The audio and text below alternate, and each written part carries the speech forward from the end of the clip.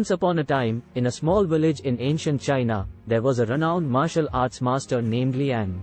Liang was a master of various martial arts styles, and his students came from far and wide to learn from him. One day, a young man named Wang arrived at Liang's school, seeking to become his student. Wang was timid and afraid, with a weak physique and a fearful demeanor.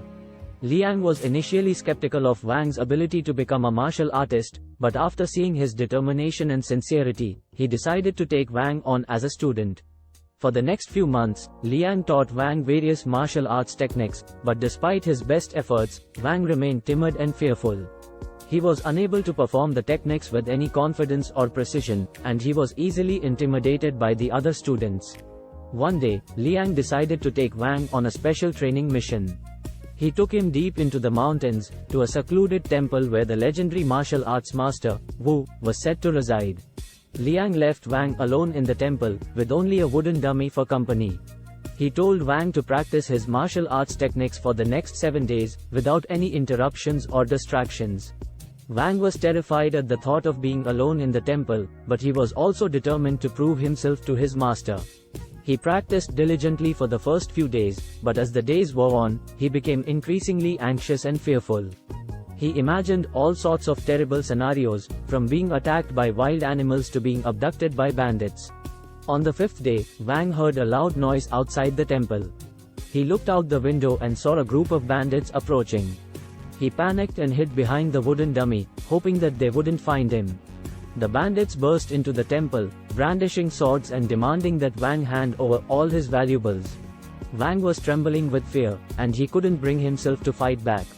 The bandits quickly overpowered him and stole all his belongings. When Liang returned to the temple a few days later, he found Wang bruised and battered, with a look of defeat on his face. Liang was disappointed in his student, but he didn't scold him. Instead, he took Wang aside and spoke to him in a gentle tone. "Wang, I had hoped that this training mission would help you overcome your fears," Liang said. "But instead, it seems to have made them worse. You cannot become a true martial artist if you are constantly afraid. You must learn to face your fears and overcome them." Wang nodded, tears streaming down his face. He knew that Liang was right, but he didn't know how to overcome his fears. Liang took Wang on another special training mission, this time to a nearby village that was being terrorized by a group of bandits. Liang and Wang disguised themselves as villagers and began to gather information about the bandits' movements. After a few days, Liang and Wang came up with a plan to defeat the bandits. Liang would distract the bandits while Wang snuck up from behind and knocked them out with a surprise attack. Wang was hesitant at first, but Liang urged him to have faith in himself. "You have the skills, Wang," Liang said. "Now you must have the courage to use them." The plan worked perfectly. Liang's distraction drew the bandits away from their camp, and Wang was able to knock them out one by one. By the end of the night, all the bandits had been defeated, and the village was free from their tyranny. Wang was amazed at his own abilities. For the first time in his life, he felt a sense of confidence and self-assurance. He realized that he had been holding himself back with his fear, and that he had the potential to be a great martial artist. Liang praised Wang for his bravery and skill, and Wang felt a sense of pride that he had never experienced before. From that day forward, Wang was a changed man. He no longer cowered in fear or doubted his abilities. He practiced tirelessly, honing his skills and perfecting his techniques.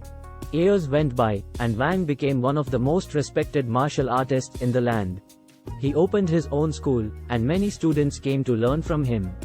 And although he was now a master in his own right, Wang never forgot the lessons that Liang had taught him. He always remembered the importance of facing his fears, and he passed that lesson on to his own students. He taught them not only the physical techniques of martial arts, but also the mental and spiritual aspects.